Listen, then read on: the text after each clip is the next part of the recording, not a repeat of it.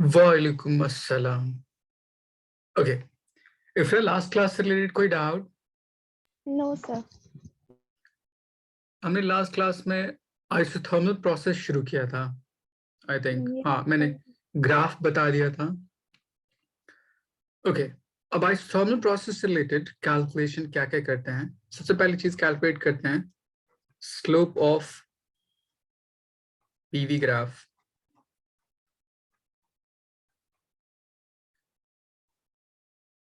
Slope कैसे calculate कीजिए, तो देखिए आपके पास इक्वेशन होता है pressure into volume is equals to constant.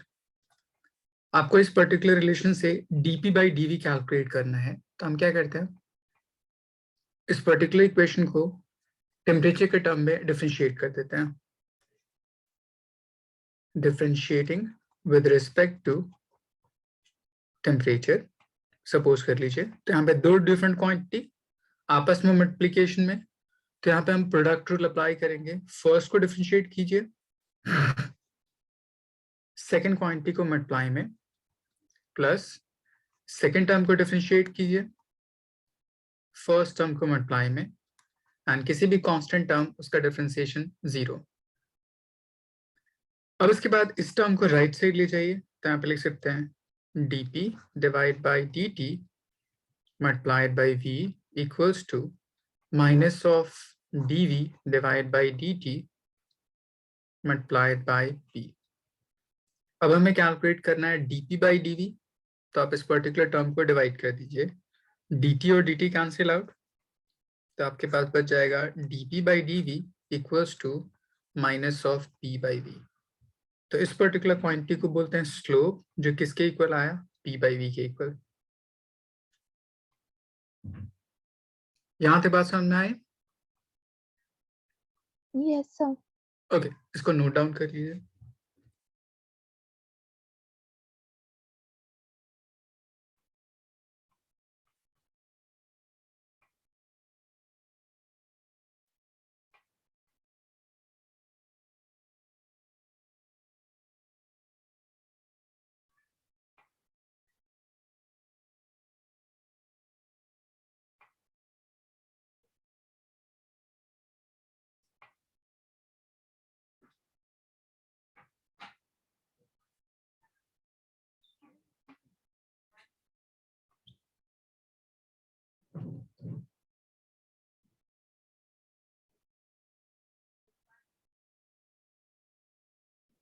इफ्रा, done? Yes, sir. Done. Okay, now इस पर्टिकुलर स्लोप के यूज के ये हेल्प से हम बल्क मॉडुलस कैलकुलेट करते हैं उस पर्टिकुलर प्रोसेस के लिए। So bulk modulus that is beta equals to minus of dp by dv multiplied by v। तो dp बाई dv की वैल्यू आई है minus p by b, minus minus cancel out, v और v cancel out, so आपके पास relation आ जाएगा p के इक्वल। मतलब बल्क मॉडुलस आइसोथर्मल प्रोसेस में सिंपली उस प्रेशर ऑफ सिस्टम के क्या होता है, इक्वल होता है। आई बात समझ? Yes, इसको sir. लिख लीजिए।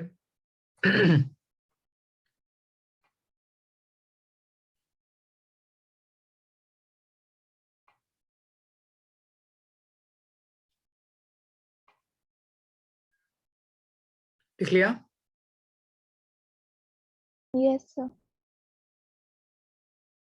अदिति? ओके, नेक्स्ट हम कैलकुलेट करते हैं इस पर्टिकुलर स्लोप के यूज किए इस ग्राफ से वर्क डन। ये आपको डेरिवेशन स्कूल एग्जाम में पूछा जाएगा, derive expression of work done during isothermal process. तो देखिए, आइसोथर्मल प्रोसेस के लिए pressure inversely proportional to volume.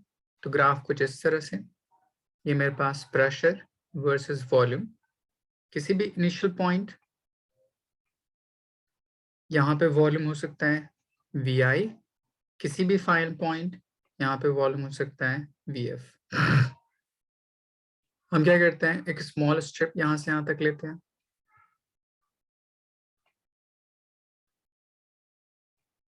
सो इसका वर्टिकल लेंथ P को डिफाइन करेगा, एंड इसकी हॉरिजॉन्टल विड्थ यहाँ से यहाँ तक डीवी को डिफाइन करेगी कुछ इस तरह से। सो वर्क डन अगर कैलकुलेट करना है तो work done equals to pressure times volume integration as PV equals to NRT. आपके पास टेम्परेचर कांस्टेंट है तो मैं पी को लिख सकता हूँ एनआरटी डिवाइड बाई वी। इस एक्सप्रेशन को ऊपर वाले फॉर्मूले में पी की जगह पुट कर दीजिए ताकि आपका वेरिएबल सेम टर्म में आ जाए। So work done equals to NRT constant है integration dv by v, initial limit v i, final limit v f, integration work done. Ifra, इसका इंटीग्रेशन कितना हो सकता है? सर v 1 बाई वी, उसका integration v। Sir 1 by v log v। Good. So work done left side में dw इसका integration हो जाएगा w, nrt constant 1 by x उसका इंटीग्रेशन होता है log x, upper limit minus lower limit. अब इनकी वैल्यूज पुट कर दीजिए तो हो जाएगा nrt ln v final minus ln v initial. And log की हम प्रॉपर्टी जानते हैं log m minus log n log m by n के इक्वल होता है। तो इसी पर्टिकुलर टर्म को nrt ln v final by v initial लिख सकते हैं। ये मैंने ln यूज किया नेचुरल लॉग। अगर इसको आपको नॉर्मल लॉग में कन्वर्ट करना है तो इसके लिए एक रिलेशन आपने पढ़ा होगा ln x equals to 2.303 log to the base 10x। तो इसी पर्टिकुलर टर्म को ऐसे भी कन्वर्ट कर सकते हैं 2.303 nRT log to the base 10 v final divided by v initial। मैंने यहाँ पे एक्सप्रेशन कैलकुलेट किया वॉल्यूम के रिस्पेक्ट में। कोई जरूरी नहीं कि आपको एक्सप्रेशन वॉल्यूम के टर्म में ही कैलकुलेट करने के लिए बोले, आपको बोले प्रेशर के टर्म में कैलकुलेट करने के लिए तो क्या कीजिएगा? तो मैं इस ग्राफ को ऐसे भी कन्वर्ट कर सकता हूँ। ये मेरे पास हो जाएगा इनिशियल प्रेशर, ये हो जाएगा मेरे पास final pressure. So according to इसके इक्वेशन ऑफ स्टेट के बेस पे P1 V1 equals to P2 V2 या PI VI is equals to PF VF। तो चूंकि यहाँ पे VF अपॉन VI है तो PI अपॉन PF हो जाएगा इन टर्म्स ऑफ प्रेशर। सो इसी एक्सप्रेशन को आप ऐसे भी लिख सकते हैं 2.303 nRT log to the base 10 P initial divide by P final in terms of pressure। तो इतनी तरह से आप वर्क डन की वैल्यू क्या कर सकते हैं? फाइंड आउट कर सकते हैं। आई बात समझ? yes sir। अदिति समझ आया? ओके, इसको नोट डाउन कर लीजिए।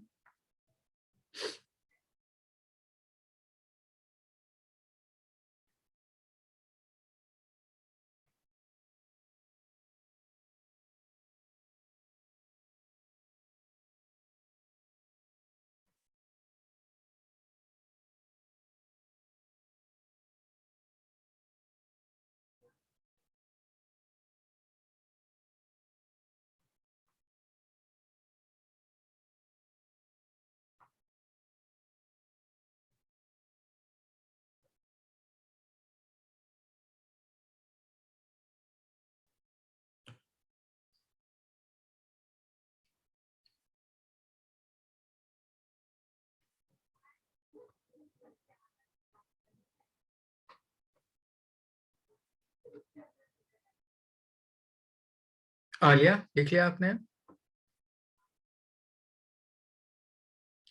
कोई डाउट यहाँ तक किसी को? Okay, no sir। अब देखिए इसके बेस पे क्वेश्चन पूछेगा आपसे आसान सा।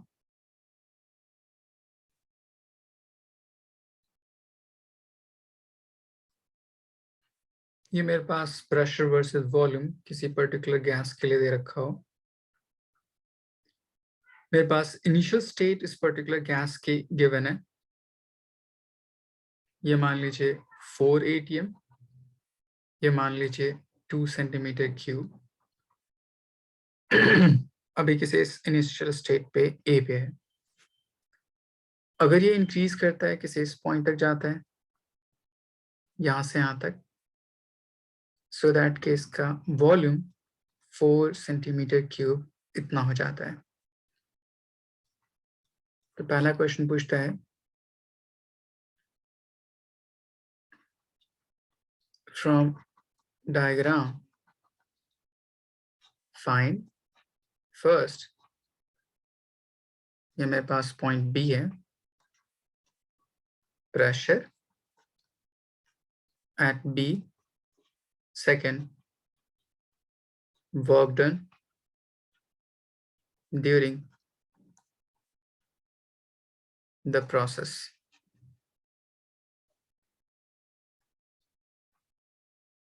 अगर ये जो कर्व है वो आइसोथर्मल प्रोसेस के लिए है तब।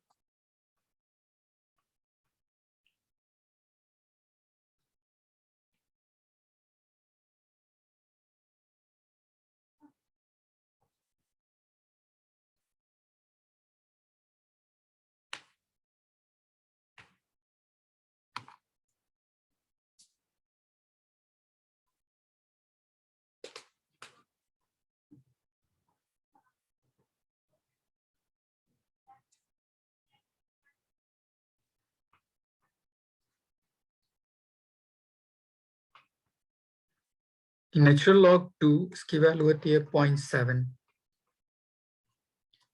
गुड इफ्रा।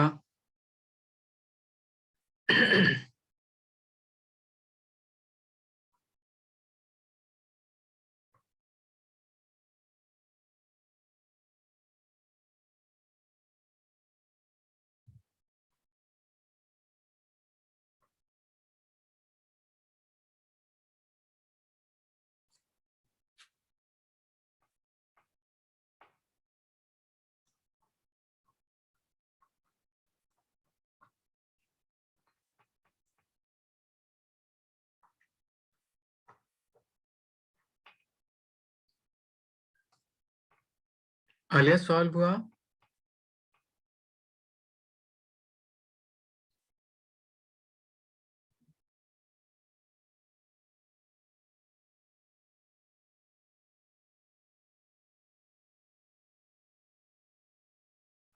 फर्स्ट पार्ट में, सेकंड पार्ट में?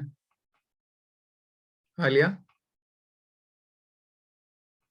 देखिए, आपको कैलकुलेट करना है प्रेशर एट पॉइंट बी। आपको ए पॉइंट के बारे में प्रेशर एंड वॉल्यूम पता है, बी पॉइंट के प्रेशर के बारे में नहीं पता, वॉल्यूम के बारे में पता है। सो डेल्टा टी अगर 0 होता है तो अकॉर्डिंग टू मेरे पास relation for isothermal process P1 V1 must equals to P2 V2, equation of state. आपको P1 पता है, V1 पता है, P2 कैलकुलेट करना है, V2 पता है, सारी वैल्यूज को पुट कर दीजिए, P2 कैलकुलेट कर लीजिए। आलिया समझ आया?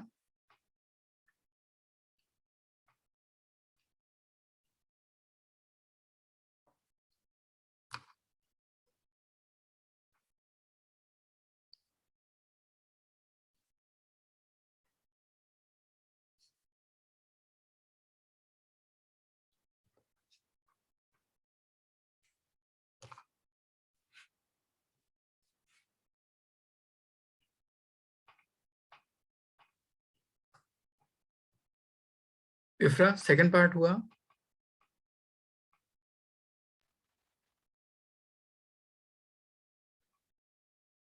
अदिति फर्स्ट पार्ट सॉल्व हुआ?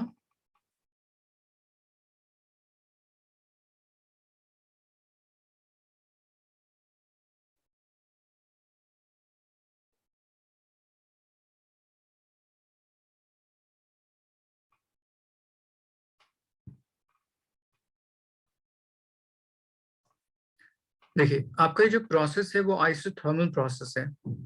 आइसोथर्मल प्रोसेस में टेम्परेचर कांस्टेंट होता है, तो टेम्परेचर कांस्टेंट के बेस पे अगर आप इक्वेशन जानते हो PV इक्वल्स टू nRT, अगर टेम्परेचर कांस्टेंट हो सो P1 V1 उसका प्रोडक्ट P2 V2 उसका प्रोडक्ट P3 V3, ये सारे आपस में क्या होते हैं? इक्वल होते हैं। इसलिए मैंने लिखा P1 V1 at point A, P2 V2 at point B, ये दोनों आपस में क्या होगा? इक्वल होगा। P1 की वैल्यू दे रखी है 4 atm, सो 4 × 10⁵ V1 की वैल्यू आपको दे रखा है 2 सेंटीमीटर क्यूब, सो 2 इंटू 10⁻⁻6। P कैलकुलेट करना है, वॉल्यूम उस पॉइंट पे दे रखा है 4 इंटू 10⁻⁻6। सिंप्लीफाई कर लीजिए, so pressure at point B, ये टर्म एंड ये टर्म कैंसिल आउट, ये टर्म,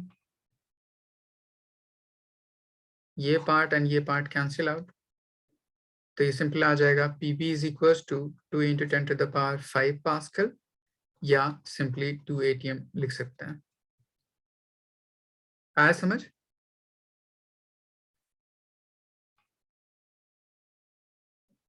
आलिया, आपका आंसर इतना आया? ओके, अब देखिए सेकंड पार्ट थोड़ा लॉजिकल था, वो कैसे करेंगे। वर्क डन का हमने फॉर्मूला पीछे लिखा, nRT ln V final by V initial, इसके इक्वल होता है। आपको फाइनल वॉल्यूम पता है, इनिशियल वॉल्यूम पता है, बट ना तो आपके पास टेम्परेचर है, ना तो नंबर ऑफ मोल्स दे रखा है। आइडियल गैस इक्वेशन की वैल्यू पता है, ये हम कैलकुलेट कर सकते हैं। बट इस इक्वेशन को देखिए, इस इक्वेशन में क्या लिखा है, PV is equal to nRT, मतलब pressure into volume equals to nRT। अब ये प्रेशर वॉल्यूम किसी भी फर्स्ट प्लेस के लिए, प्रेशर इंटू वॉल्यूम किसी भी सेकंड प्लेस के लिए, इन प्रोडक्ट का इक्वेशन किसके इक्वल होता है, RT के इक्वल। इसीलिए आप इस क्वांटिटी को रिप्लेस कर सकते हैं प्रेशर इंटू वॉल्यूम में। तो आप पॉइंट ए की वैल्यू को लिख सकते हैं या पॉइंट बी की वैल्यू को लिख सकते हैं, आपके चॉइस है।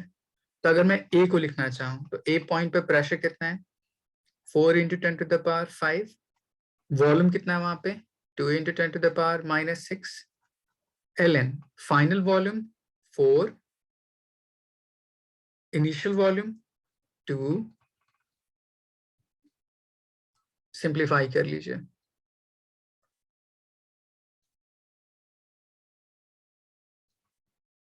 इफ्रा, ये कॉन्सेप्ट समझ आया?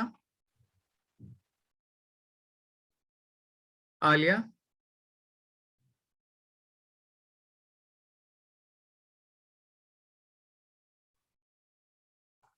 अब इसको मल्टीप्लाई कीजिएगा, 4 इंटू 2 8, तो हो जाएगा 0.8। इसको डिवाइड कीजिएगा तो ये आ जाएगा ln2। मैंने यहाँ पे लिखा है ln2 की वैल्यू कितनी होगी, 0.7। तो ये पूरा एक्सप्रेशन आ जाएगा 0.8 इंटू 0.7, 8 इंटू 7 56, तो ये हो जाएगा 0.56 joule equals to work done.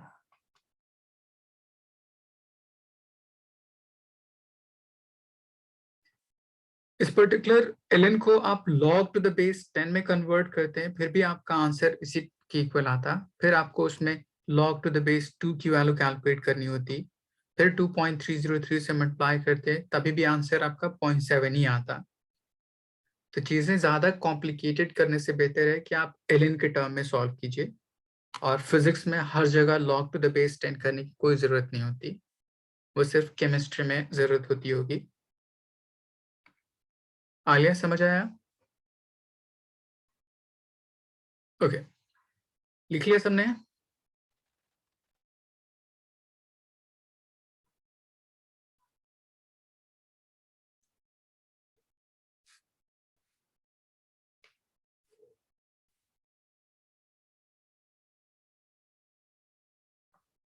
सो ये याद रखिएगा, अगर आपको nRT ना दे रखा हो तो डायरेक्टली किसके इक्वल होता है, प्रेशर इनटू वॉल्यूम के इक्वल होता है उस गिवन पॉइंट पे।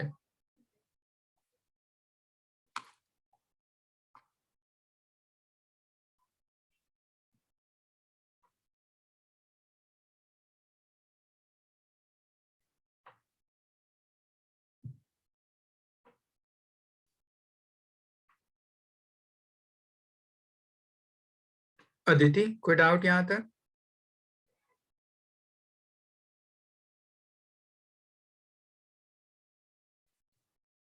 ओके, नेक्स्ट होता है आपके पास आइसोथर्मल प्रोसेस में अगर मैं फर्स्ट लॉ अप्लाई करूं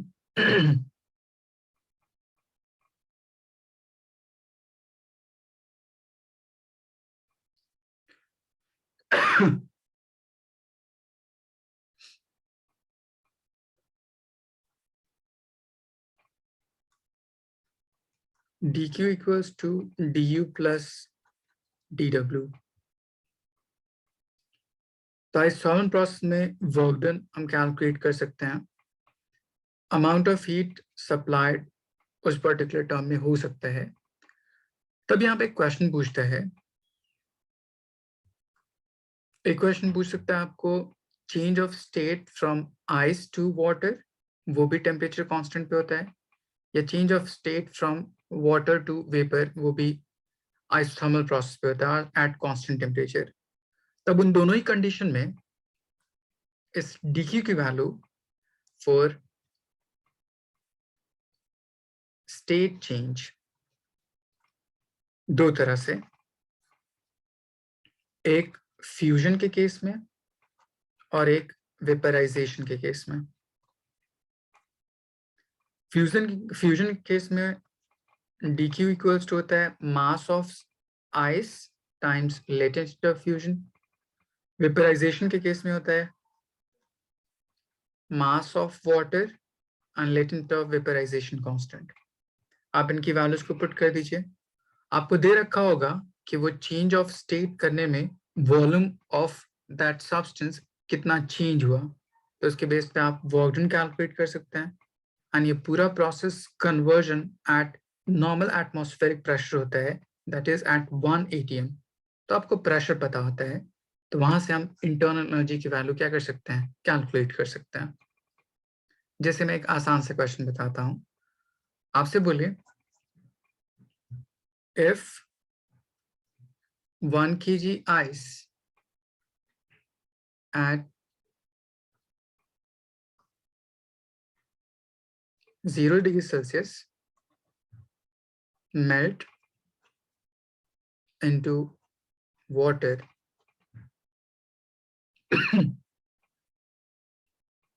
so that volume changes by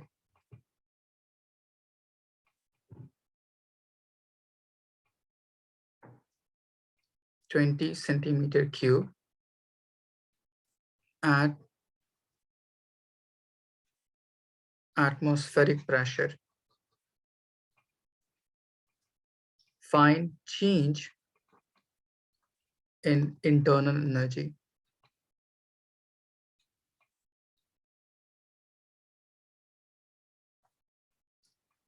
तब देखिए इसमें क्या क्या अप्लाई कर सकते हैं। आप बोलिएगा dq की जगह पे यहाँ पे लेटेंट ऑफ फ्यूजन होगा, तो वहां पे हम ये रूल अप्लाई करेंगे।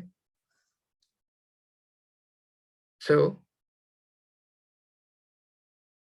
dq की जगह पे m of ice times latent of fusion equals to du, change in internal energy इस पर्टिकुलर सिस्टम की कैलकुलेट करनी है, work done pressure times change in volume dv। आपको चेंज इन वॉल्यूम पता है, प्रेशर की वैल्यू पता है, मास ऑफ आइस पता है, latent of fusion of ice वो हमें पता होता है, इसकी वैल्यू होती है 80 कैलोरी पर ग्राम। इसको अगर मैं SI यूनिट में कन्वर्ट करूं, so 80 into 10 to the power 1 calorie की वैल्यू होती है 4.2।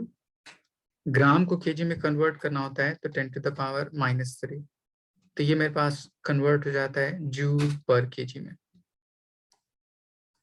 इस वैल्यू को पुट कर दीजिए, प्रेशर आपको 1 atm 10 to the power 5 pascal, volume में चेंज आपको दे रखा है, पुट कर दीजिए, सिंप्लीफाई कर लीजिए, इंटरनल एनर्जी में चेंज कितना होगा कैलकुलेट हो जाएगा।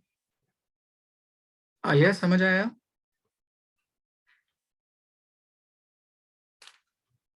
ओके, इसको नोट डाउन कीजिए।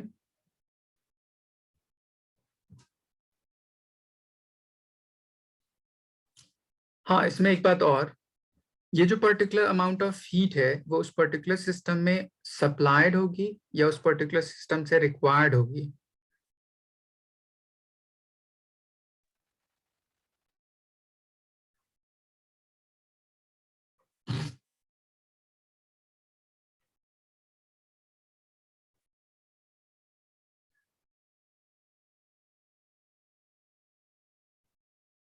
उस पर्टिकुलर सिस्टम के स्टेट को चेंज करने के लिए रिक्वायर्ड होगी,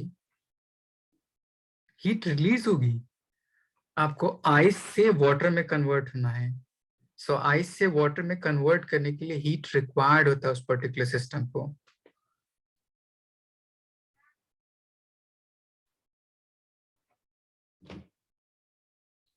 अगर वाटर से आइस में कन्वर्ट होता तब वो हीट इवॉल्व करता, ठीक, heat lost into the surrounding होता।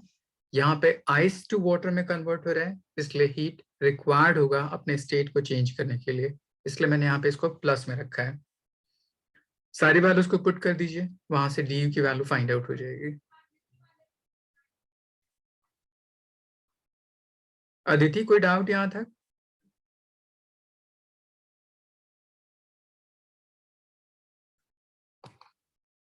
ओके, इसको नोट डाउन कर लिया।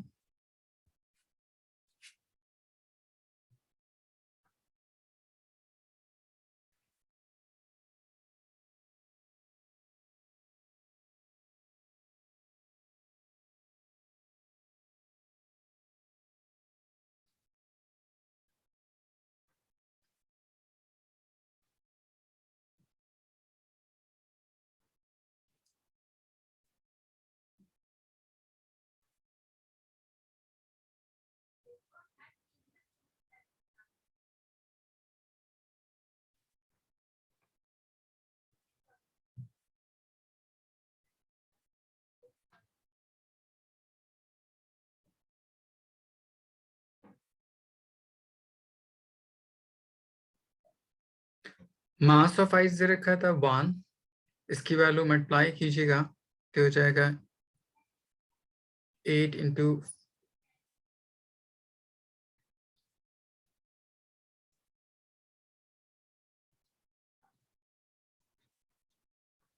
प्रेशर दे रखा है 1 atm 10 to the power 5 and volume में change 20 into 10 to the power -6 तो हो जाएगा 2। सो du की वैल्यू हो जाएगी 334 जूल।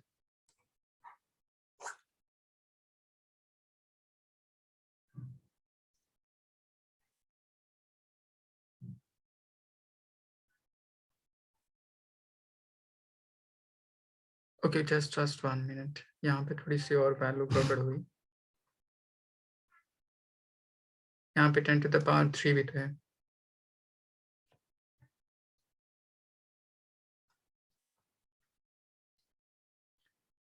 देखिए बहुत large amount of energy as compare to इसके, इसलिए नेग्लिजिबली स्मॉल होगा तो आप इसको नेग्लेक्ट भी कर सकते हैं। तो आप इसका आपका आंसर इतना भी हो सकता है।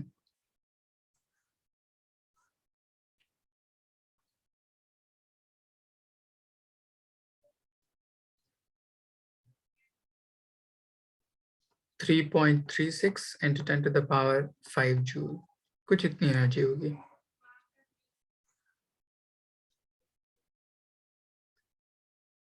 ये मैं वॉल्यूम चेंज बहुत छोटी वैल्यू दे रखा था, इसीलिए आपका आंसर ऐसा आया। ये बहुत लार्ज वैल्यू आएगी ताकि वो दोनों एक दूसरे के कंपैरेबल हो।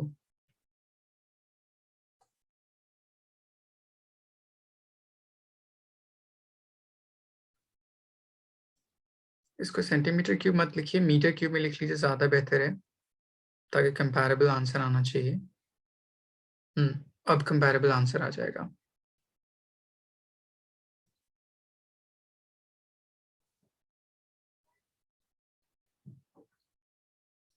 आलिया, समझ आया यहाँ तक?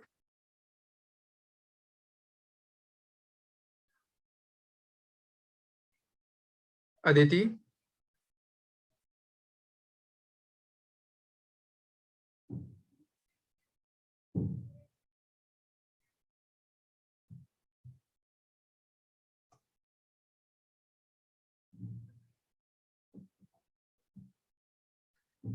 ओके, ये वैल्यूज उसके अकॉर्डिंग होगी।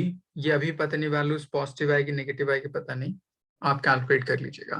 मेन आप कॉन्सेप्ट समझिए कि ऐसे हम सॉल्व करते हैं। इफ्रा, यहाँ तक कोई डाउट?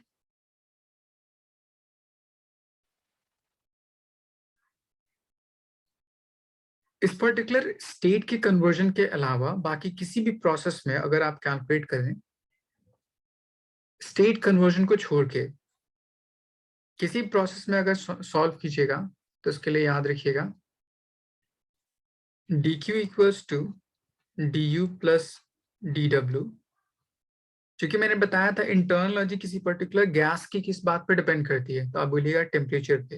एंड चूंकि इस इंटायर प्रोसेस में टेम्परेचर में कोई चेंज नहीं होता, इसीलिए ड्यू की वैल्यू कितनी होती है, 0।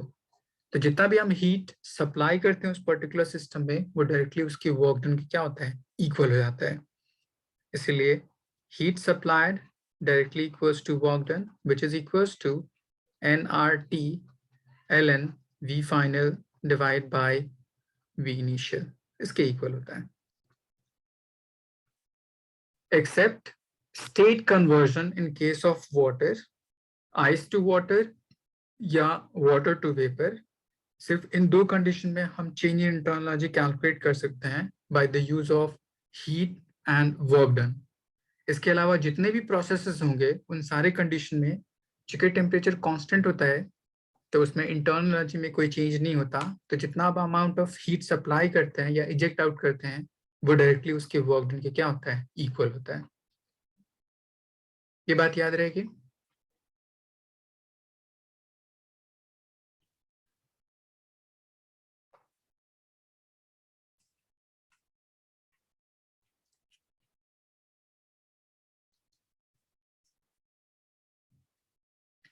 मैंने कहा यहाँ पे सिर्फ state conversion of ice to water या वाटर टू वेपर, मतलब लेटेंट हीट के केस में हम इंटरनल एनर्जी इस पर्टिकुलर फॉर्मूले से कैलकुलेट कर सकते हैं। इसके अलावा जितने भी प्रोसेसेस होंगे उन सारे प्रोसेस में क्योंकि मेरे पास टेम्परेचर ऑफ सिस्टम कांस्टेंट होता है, इसलिए उसके इंटरनल एनर्जी में कोई चेंज नहीं होता, तो जितना भी अमाउंट ऑफ हीट सप्लाइड और इजेक्टेड फ्रॉम द सिस्टम होगा, वो डायरेक्टली वर्क डन के क्या होता है, इक्वल होता है। इंटरनल एनर्जी का चेंज उस कंडीशन में कितना होता है, 0 होता है, क्योंकि वहां पे कोई स्टेट में चेंज नहीं होता उस पर्टिकुलर गैस के लिए।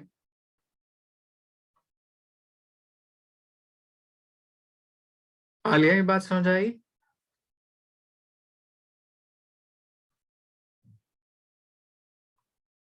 ओके, यहां तक सबने लिख लिया?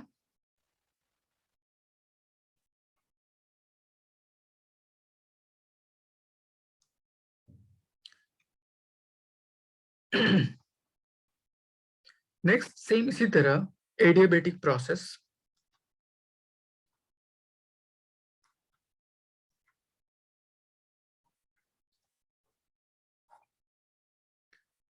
वो प्रोसेस जो कैरिड आउट हो एट कांस्टेंट हीट, मतलब उसमें कोई हीट सप्लाई या इजेक्ट आउट ना की जाए, उस प्रोसेस को हम क्या बोलते हैं, एडियाबेटिक प्रोसेस। इससे कोई एक स्पेशल नाम नहीं होता, आप बोलिएगा simply process which is carried out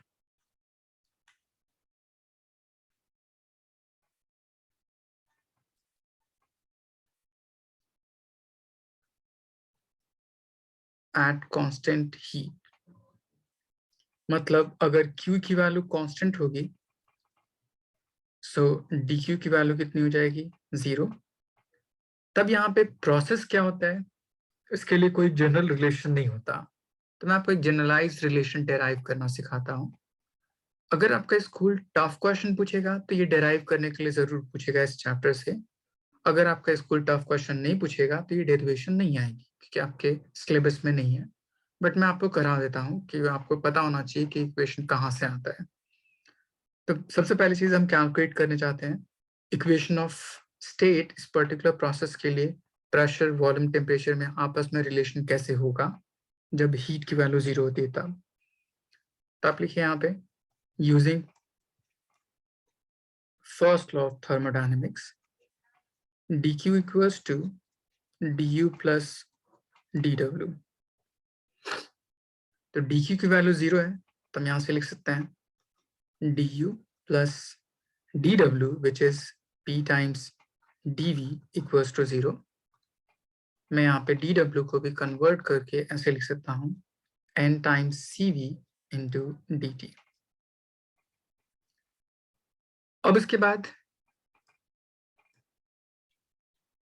using ideal gas equation pv equals to nRT, क्योंकि यहाँ पे हीट कांस्टेंट है, प्रेशर, वॉल्यूम, टेम्परेचर इनके बीच में कोई कांस्टेंट नहीं है, तो आप सिंपली डिफरेंशिएट कीजिए टेम्परेचर के रिस्पेक्ट में। differentiating with respect to temperature. तो यहाँ पे आ जाएगा P, उसको डिफरेंशिएट कीजिए, dP by dt multiplied by V plus V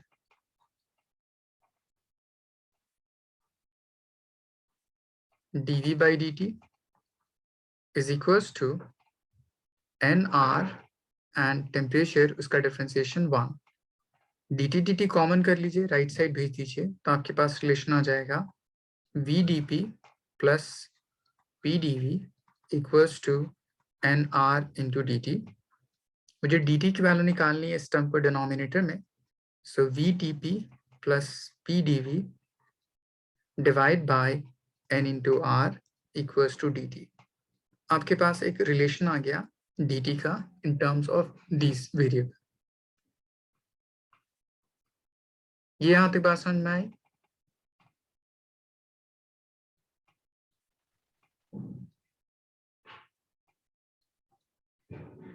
अब मुझे क्या करना है, इस वैल्यू को इस इक्वेशन में पुट कर देना है dt की जगह पे. सो n टाइम्स cv,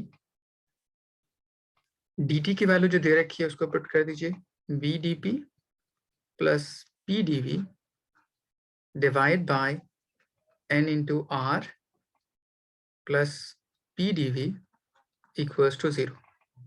यहाँ पे ये n एंड ये n cancel out, r LCM हो जाएगा, तो आपके पास आंसर आ जाएगा cv v times dp plus cv p times dv plus p into r dv. Denominator में बच जाएगा आपके पास r, राइट साइड आपके पास बच जाएगा 0. तो आप इसको राइट साइड भेज दीजिए, 0 के साथ मल्टीप्लाइड, पूरा टर्म 0 हो जाएगा. यहाँ पे आपके पास कुछ एक्सप्रेशन बचता है यहाँ से यहाँ तक. इन दोनों टर्म में आपको कुछ कॉमन दिख रहा है, p कॉमन दिख रहा है एंड dv कॉमन दिख रहा है. सो यहाँ पे हम लिख सकते हैं cv p dp प्लस, यहाँ से मैंने p कॉमन कर लिया, तो यहाँ बच जाएगा cv plus r times dv equals to 0. आले यहाँ तक बात समझ में आई आपको?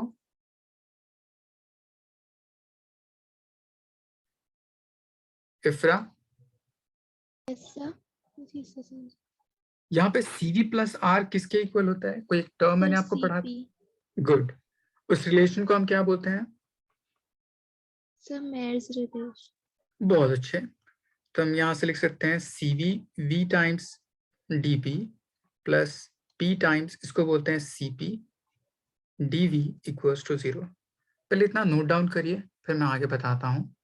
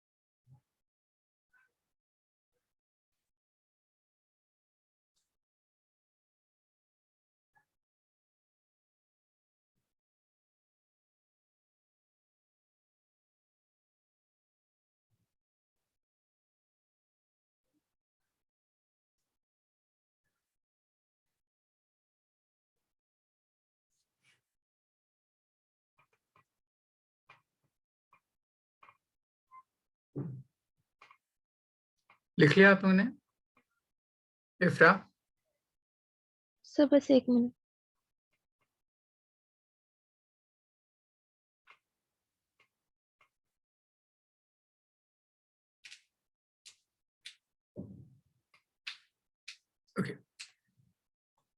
अब देखिए, आपके पास रिलेशन आया था v dp plus p cp times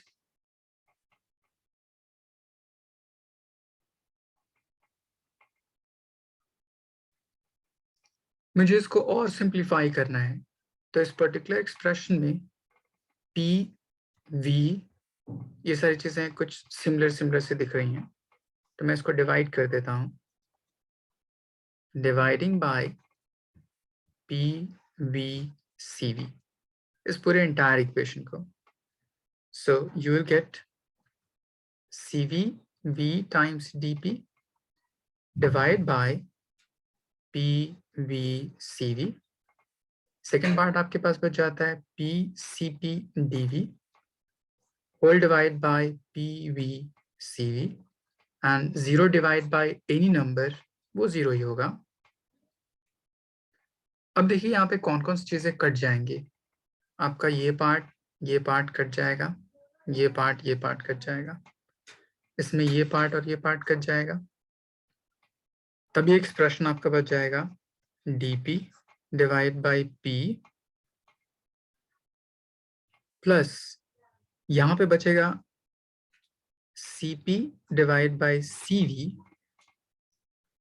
times dv divide by v which is equals to 0। ये जो एक्सप्रेशन है इसका मैंने एक नाम बताया था, sir gamma. Good, specific gas ratio. So इसी पर्टिकुलर टर्म को ऐसे भी लिख सकते हैं dp by p plus gamma dv by v equals to 0। Now इसको इंटीग्रेट कर दीजिए, आपका रिलेशन हो जाएगा। तो देखिए dp बाई p, इसका इंटीग्रेशन हो जाएगा ln p, gamma times dv by v, इसका इंटीग्रेशन आ जाएगा v, एंड यहाँ पे 0 है। अगर इंटीग्रेट करते हैं, जैसे y इज इक्वल्स टू कोई भी कांस्टेंट नंबर होता है, तो उसको अगर हम डिफरेंशिएट करते होते हैं तो उसकी वैल्यू 0 होती है। तो उसी तरह जब हम इंटीग्रेट करते होते हैं तो वहां पे कोई कांस्टेंट टर्म आता है इंटीग्रेट करते वक्त, इसलिए हम इसको c लिख देते हैं। आई बात समझ? Yes sir. अब यहाँ पे देखिए, ये जो गामा है वो लॉग की एक प्रॉपर्टी हम यूज करते हैं यहाँ पे।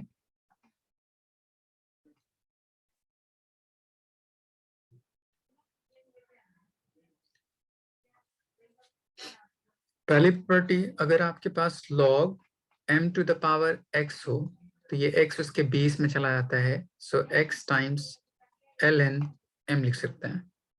तो अगर बेस में कोई टर्म हो तो उसको हम पावर में ले जा सकते हैं, तो यही टर्म यहाँ पे है, तो हम उसको लिख सकते हैं ln p plus ln v to the power gamma equals to some constant. अब ये दो टर्म आपस में प्रोडक्ट में है, तो अकॉर्डिंग टू द रूल हम इसको P V to the power gamma is equals to C लिख सकते हैं। अब अगर मैं यहाँ से log हटाता हूं तो हमारे पास रिलेशन होता है e to the power x is equals to, अगर n है तो x is equals to ln n होता है। तो अगर यहाँ से log हटाते हैं तो वो टर्म e के पावर के ऊपर चला जाता है।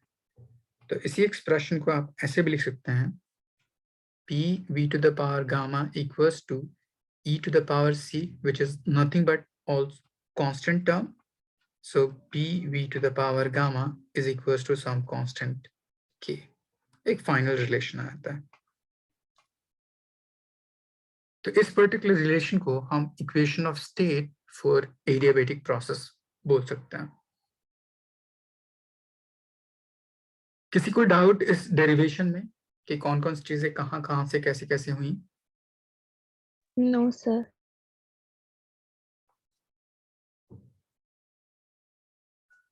देखिए, मैंने last part dp by p इसका इंटीग्रेशन ln p कर दिया, dv बाई v इसका इंटीग्रेशन ln v, और 0 है तो चूंकि डिफरेंशिएशन करते वक्त कांस्टेंट टर्म का डिफरेंशिएशन 0 होता है, तो इंटीग्रेशन करते वक्त वहां पे कांस्टेंट टर्म आ जाता है उस 0 के प्लेस पे, या बोल सकते हैं कांस्टेंट ऑफ इंटीग्रेशन उसी 0 को ओवरकम करने के लिए यूज किया जाता है।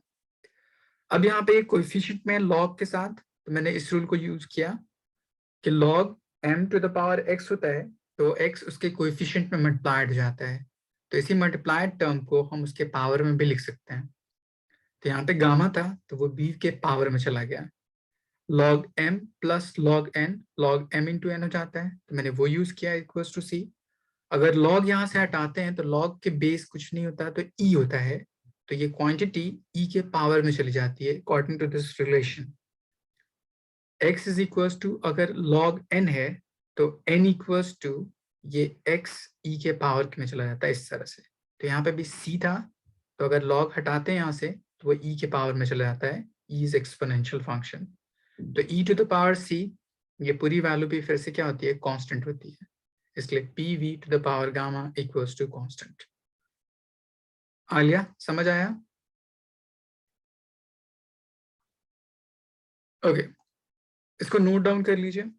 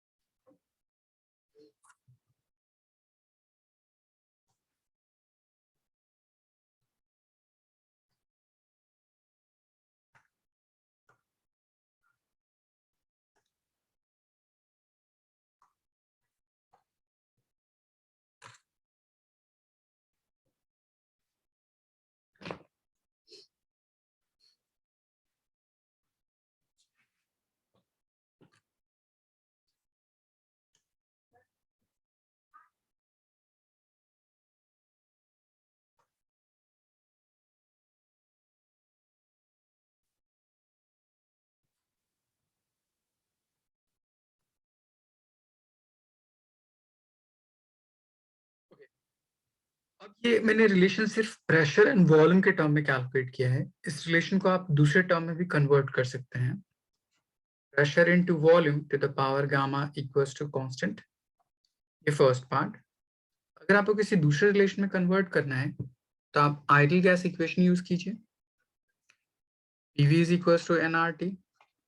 आपको पी की वैल्यू कन्वर्ट करना है तो P is equals to NRT divide by V लिख दीजिए, इसको इस इक्वेशन में पुट कर दीजिए, तो ये रिलेशन आ जाएगा आपके पास nRT divided by V times V to the power gamma is equals to some constant।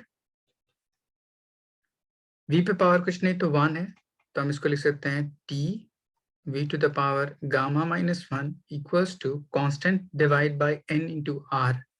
तो फिर से क्या हो जाएगा, एक another constant, तो इस टर्म में हम ये लिख सकते हैं। एंड तीसरा, अगर मैं V की वैल्यू को पुट कर देता है इस एक्सप्रेशन में तो आपका आंसर आता है nRT अपॉन P, तब उस कंडीशन में इक्वेशन होता है P1 minus gamma T to the power gamma equals to constant. तो इसके लिए तीन डिफरेंट इक्वेशन इस तरह से यूज कर सकते हैं।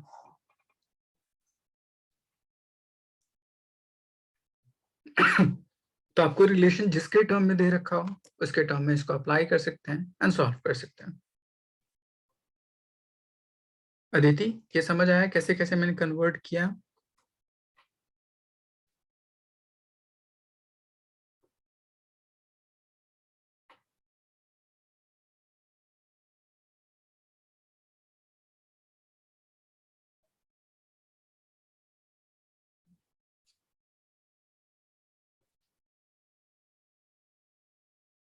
किसी को डाउट इस पर्टिकुलर रिलेशन को मैंने डेराइव कैसे किया? ओके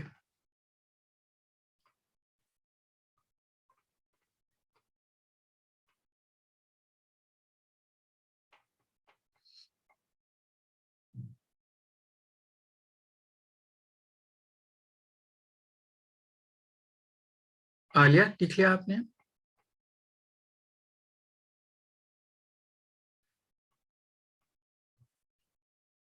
अब देखिए इसके बेस पे एक क्वेश्चन पूछा था,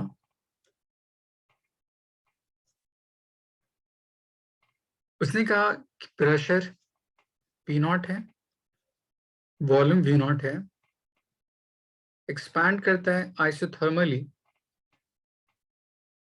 to twice its volume, further expand करता है एडियाबेटिकली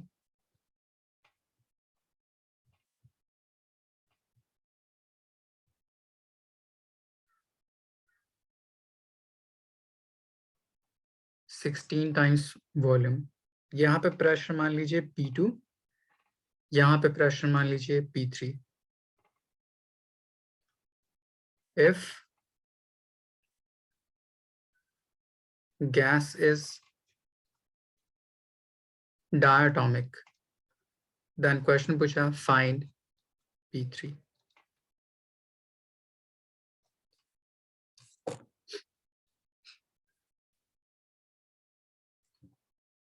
सॉल्व कर सकते हैं इसको,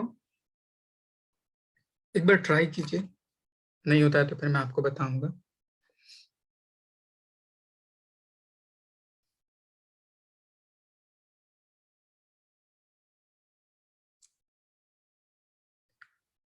पहले यहां से यहां तक आइसोथर्मल प्रोसेस के लिए जो इक्वेशन होता है वो अप्लाई कीजिए, मतलब P1V1 इक्वल्स टू P2V2। यहां से P2 की वैल्यू फाइंड आउट कर लीजिए। नेक्स्ट प्रोसेस में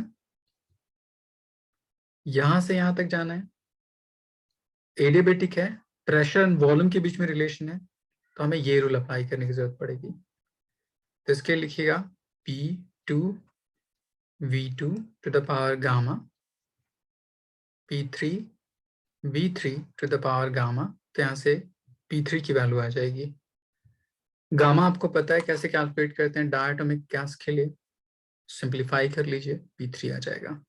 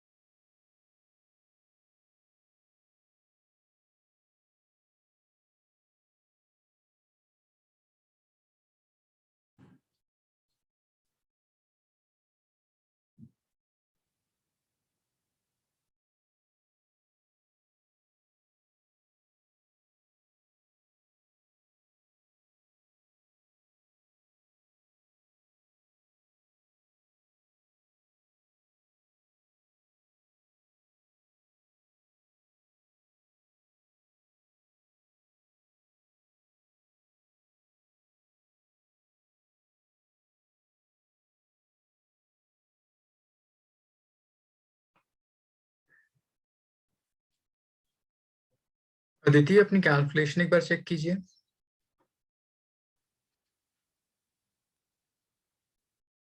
गामा की वैल्यू से ऐसे कैलकुलेट कीजिए एंड पुट कीजिए रिलेशंस को।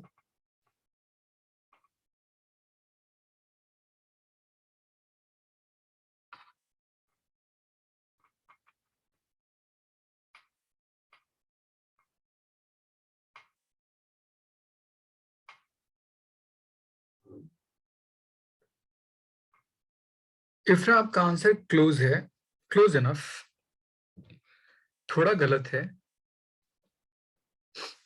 क्योंकि आपने आइसोथर्मल की कंडीशन यूज कर ली।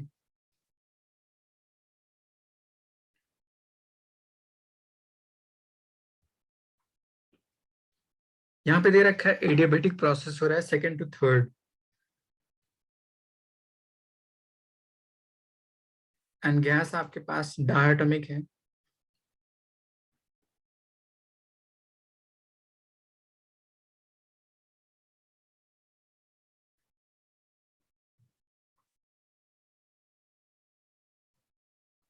आलिया सॉल्व हुआ P3?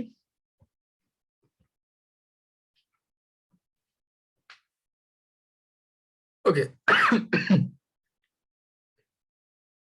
P2 की वैल्यू सबकी आ गई? P2 कैलकुलेट करने में किसी को doubt? No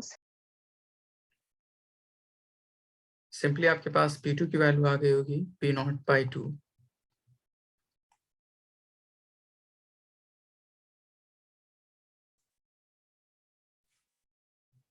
Alia diatomic gas के लिए डिग्री ऑफ फ्रीडम कितना होता है? Degree of freedom, good. So gamma की वैल्यू कितनी हो जाएगी?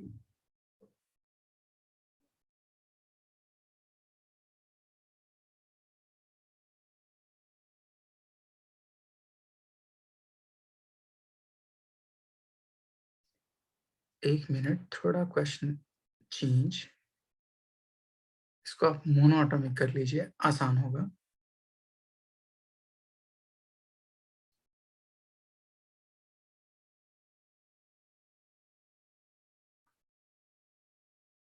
मोनोएटॉमिक के लिए सॉल्व कीजिए क्योंकि उसके लिए कैलकुलेशन आसान होगी। मोनोएटॉमिक के लिए डिग्री ऑफ फ्रीडम 3, गामा की वैल्यू होती है 1 + 2/f, तो हो जाएगा 5/3।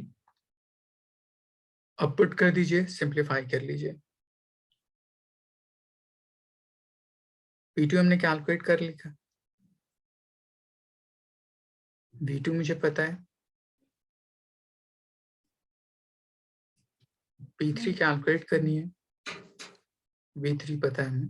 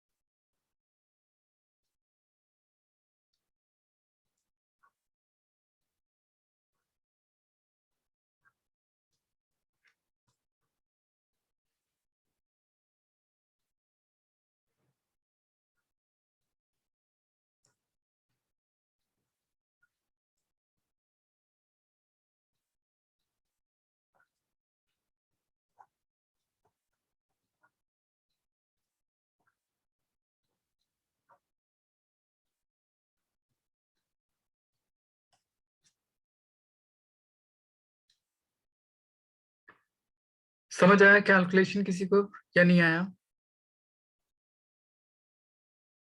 सर आ गया। आलिया समझ आया आपको? गुड, इसको नोट डाउन कर लीजिए।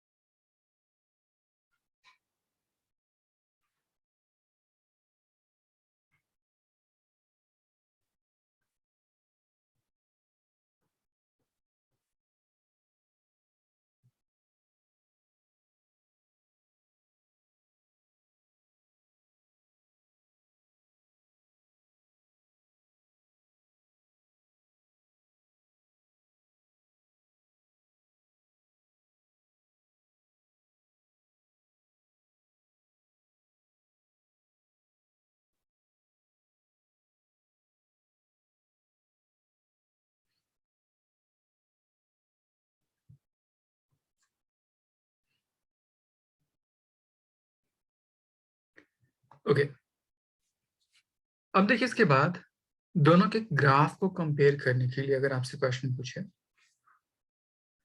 तो पहली चीज हम कैलकुलेट करते हैं। हमने इक्वेशन ऑफ स्टेट डिफाइन कर दिया, तो आपके पास रिलेशन आया था P(v⁴ गामा = कांस्टेंट। अगर आप इसको कंपेयर कीजिए P(v⁴x = कांस्टेंट से, तो यहाँ से x की वैल्यू क्या हो जाएगी, गामा के इक्वल। सो अगर आपको कैलकुलेट करना हो molar specific heat at constant heat, मतलब C for adiabatic process equals to R by gamma minus 1 minus R by x minus 1. So x की वैल्यू गामा पुट कर दीजिएगा तो ये क्वांटिटी एंड ये क्वांटिटी सेम हो जाएगी, तो पूरी वैल्यू कितनी हो जाएगी, 0। मतलब molar specific heat at constant और एडियाबेटिक प्रोसेस इसकी वैल्यू 0 होती है। अब इसके बेस पे ग्राफ प्लॉट करते हैं, 3 तरह का graph, PV graph,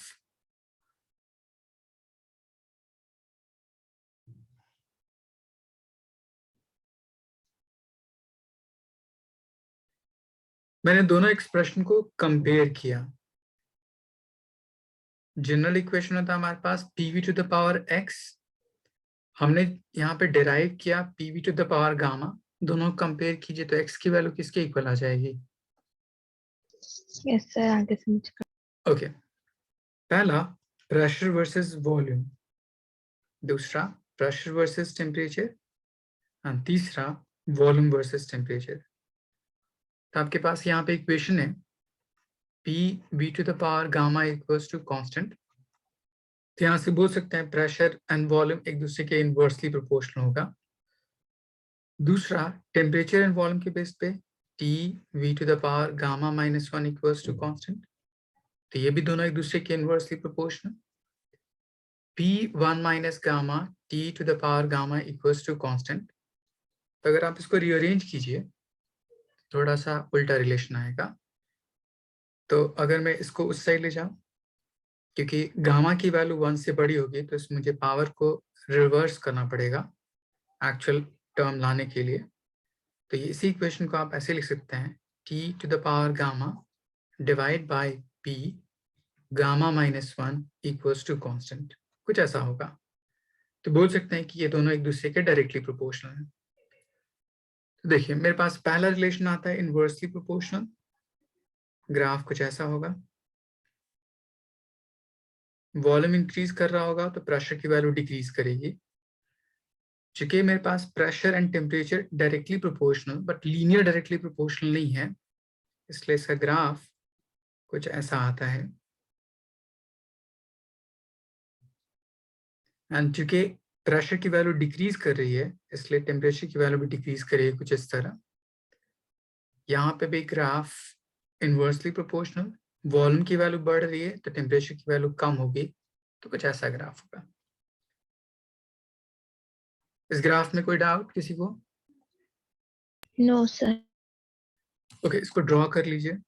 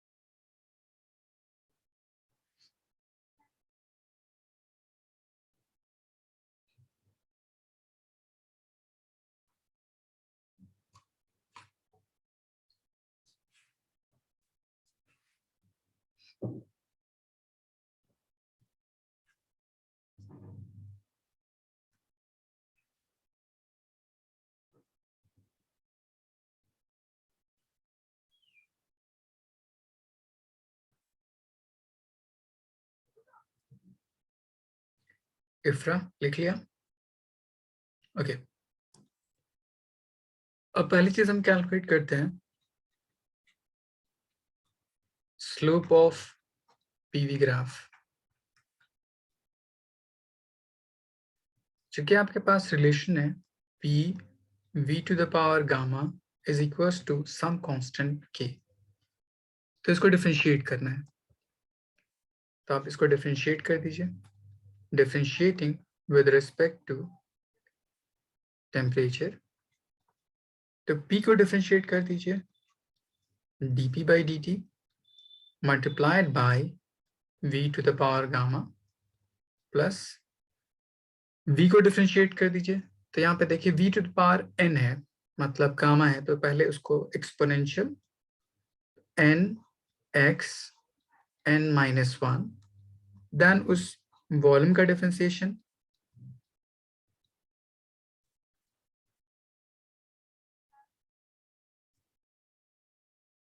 multiplied by P is equals to constant term उसका डिफरेंशिएशन 0, ऐसे लिख सकते हैं। या आप अगर इसको ऐसे नहीं करना चाहते हैं, ज़्यादा आसानी के लिए मैं टेम्परेचर के टर्म में क्यों डिफरेंशिएट करूं, वॉल्यूम के टर्म में डिफरेंशिएट कर ले रहा हूं, ज़्यादा आसान होगा। सो हो जाएगा dP by dV first part multiplied by second one plus यहाँ पे गामा है तो हो जाएगा n x n minus 1, इसका differentiation multiplied by P, constant term उसका डिफरेंशिएशन 0, इसको राइट साइड भेज दीजिए। सो dP by dV multiplied by V to the power gamma minus of gamma P V to the power gamma divide by V, क्योंकि यहाँ पे gamma -1 है। अब इसके बेस पे ये टर्म एंड ये टर्म कैंसिल आउट, तो आपके पास बच जाएगा dP by dV equals to minus of gamma by this term. तो ये मेरे पास क्या है, स्लोप किस कंडीशन में, एडियाबेटिक प्रोसेस कंडीशन में। यहाँ तक कोई डाउट? No sir. अब इस ग्राफ के बेस पे एक क्वेश्चन पूछेगा आपसे। मैंने आपको डिफाइन किया था पीछे गामा की वैल्यू कैसे कैसे अलग अलग पार्टिकल ऑफ गैस के लिए चेंज करती है। तो मैंने वहां बताया था मोनोएटॉमिक के लिए, डायटोमिक के लिए, ट्राइएटॉमिक के लिए गामा की वैल्यू अलग अलग होती है। सबसे ज्यादा गामा किसकी वैल्यू होती है, monoatomic, diatomic, triatomic? Sir monoatomic. यहाँ पे ग्राफ जो स्लोप आपको दिखाई दे रहा है, सबसे ज्यादा स्लोप किसका होगा, जिसका गामा सबसे ज्यादा होगा, बोल सकते हैं? तो आपको एक ग्राफ दे देगा P वर्सेस V, ठीक। पूछेगा इसमें मोनोएटॉमिक कौन है, डायटोमिक कौन है, ट्राइएटॉमिक कौन है। तो बोलिएगा जितना ग्राफ नीचे होगा उतना गामा की वैल्यू ज्यादा होगी, मतलब वो मोनोएटॉमिक होगा। उसके बाद ये डायटोमिक होगा, ये ट्राइएटॉमिक होगा। ये समझ आया मैंने कैसे किया? Yes sir. अदिति, ओके। दूसरा क्वेश्चन पूछता है इसी में, आपको isothermal curve and adiabatic curve for same gas उसके लिए प्लॉट करूं, तब उनके बीच में क्या रिलेशन होगा, ठीक। तो आपको एक ग्राफ दे देगा इस तरह, एक दूसरा ग्राफ दे देगा इस तरह। पूछेगा कौन एडियाबेटिक कर्व होगा, कौन आइसोथर्मल कर्व होगा, प्रेशर वर्सेस वॉल्यूम। तो देखिए पीछे मैंने आपको डिफाइन किया था,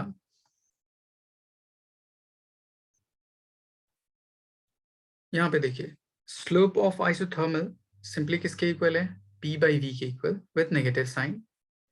यहाँ पे आपका स्लोप किसके इक्वल आया है, gamma times P by V के इक्वल। तो याद रखिएगा स्लोप किसके लिए, एडियाबेटिक के लिए गामा टाइम्स स्लोप आइसोथर्मल के लिए होता है। मतलब एडियाबेटिक कर्व ज्यादा स्टीपर होगा as compare to isothermal curve के। ये बात समझ आई? Yes sir. तो इन दोनों में आइसोथर्मल कौन होगा, एडियाबेटिक कौन होगा?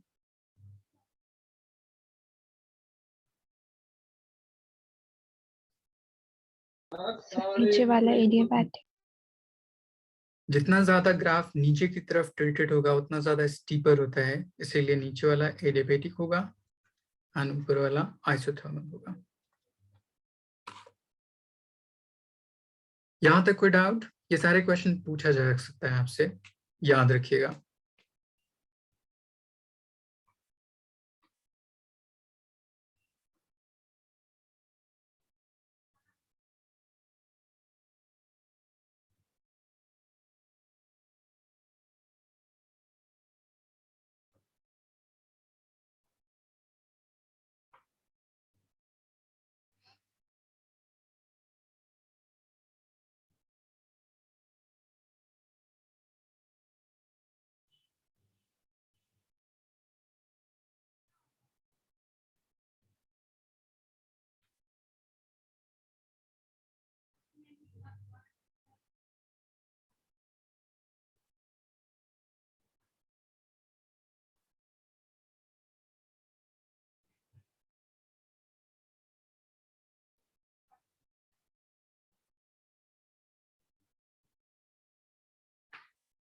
सिमिलरली यहां से अगर मुझे बल्क मॉडुलस कैलकुलेट करना होता,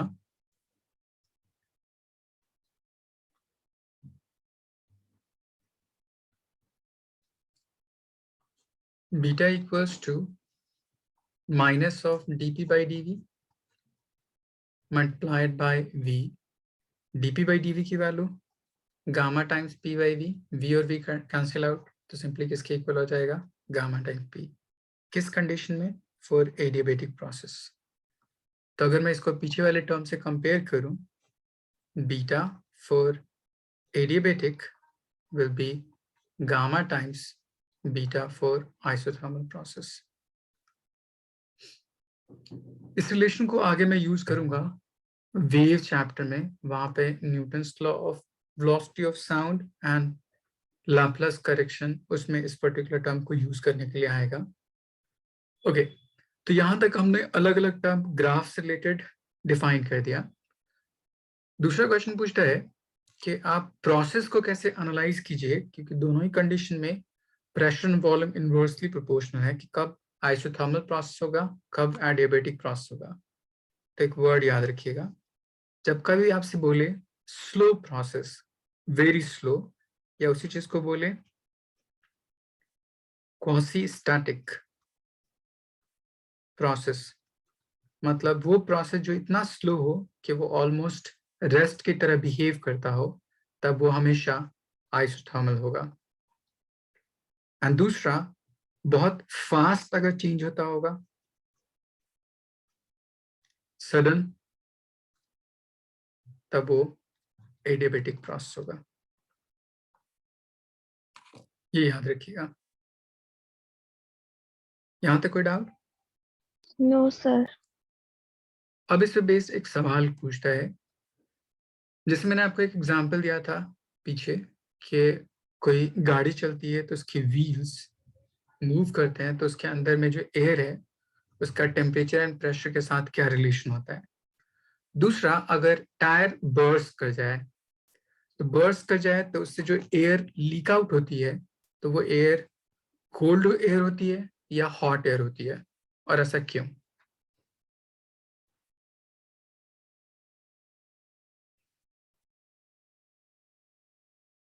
sir hot air. Hot air होती है? अच्छा,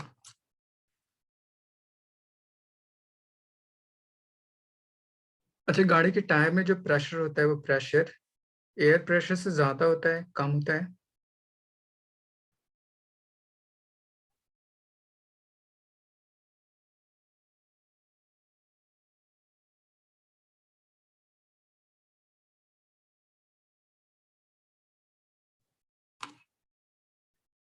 बलून है, बलून से एयर लीक करती है, तो वो एयर ठंडी होती है, गर्म होती है?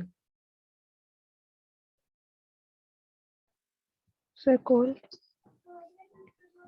तो सेम कंडीशन, तो वो एयर जो बर्स्ट आउट टायर से इजेक्ट आउट होती है वो भी तो कोल्ड ही होगी। ओके, रीजन बताता हूँ इसका क्या।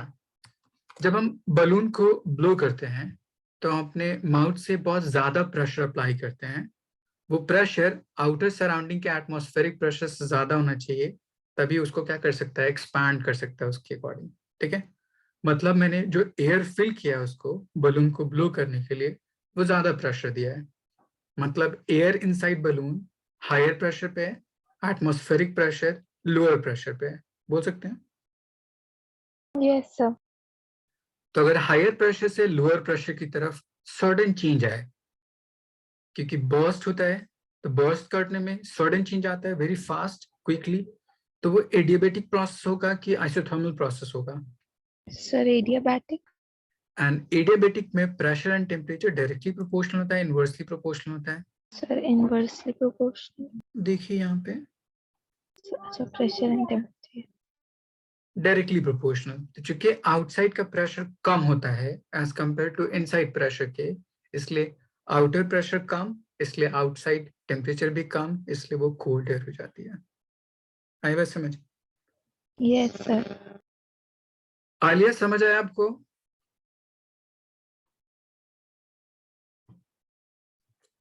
कुछ भी नहीं आया?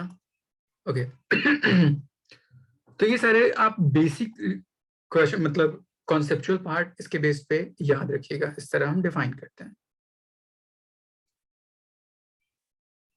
यहां तक कोई डाउट? No, sir. ओके, सो आज क्लास के लिए इतना ही रहने देते हैं। नेक्स्ट क्लास में आपको मैं इस पर्टिकुलर के बेस पे कुछ कॉन्सेप्चुअल क्वेश्चन कराऊंगा, देन हम हीट इंजन पढ़ेंगे, जो last part of chapter, and conversion of graph कैसे कैसे कर सकते हैं, जो कंपटीशन पूछे जाते हैं, मैं आपको वो कराऊंगा। Okay then, will continue next class.